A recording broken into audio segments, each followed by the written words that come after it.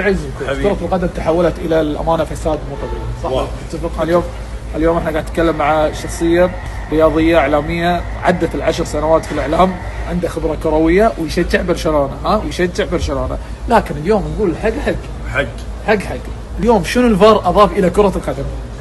سوء اضافها هي اثبات للفساد، اثبات للفساد بالضبط. اليوم انا كحكم اليوم احنا ندري كرة القدم نعم. ان اي كورنر في تاريخ كرة القدم يحسب ركلة جزاء. اي ممكن تسمح لي اشرح اللي قلته انت؟ مساعد عز الكل تحت ورا الكاميرات يقول الحين احنا كلنا ندري ان الحكم باي كورنر اي ركنيه ترى عنده فرصه انه يقدر يحسب ضربه جزاء، لان احنا متعودين كره القدم لازم كذي تمسك، هذا طبيعي، كره قدم، هذه اللعبه للرجال ففيها تلامس فيها سحب، فاذا الحكم مزج وده يحسب راح يحسب، عنده الفرصه انه يحسب. اي مباراه ما يصير يا جماعه كل مزاجه زين، في شيء اسمه يعني هذه لعبه عرفت القانون اللي تمشي. انا غير ان الكره واصلت لك 100% المفروض ما تحسب. زين سؤال الحين، انا والله مو قصدي ترى عن برشلونه ولا قصدي عن مدريد، اثنيناتهم مع بعض يحترقون. تو كانت عندنا بالدوري الكويتي نفس اي بس كره القدم صارت بايخه، تخلص مباراه ما عندنا ما نتكلم عن ابداع لاعب، ما نتكلم عن جماليه هدف،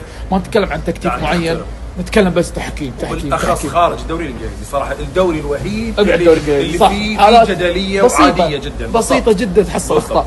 الاسباني فساد، مدريد وبرشلونه كلهم مع بعض كلهم، يعني اللي امس اللي صار جول هدف برايفي كانوا الملغي فضيحه، هدف بلنتي برشلونه فضيحه، بلنتي روديجر اللي انحسب قبل حق مدريد تقريبا مشابه لبلنتي برشلونه فضيحه.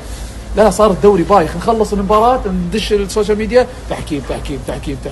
فهذا يا صديقي الرد عليك على البوق اللي قاعد يصير، البوق علني ومسخره وقله ادب، والليغا هذه قد تكون هي افسد ليغا في التاريخ للامانه.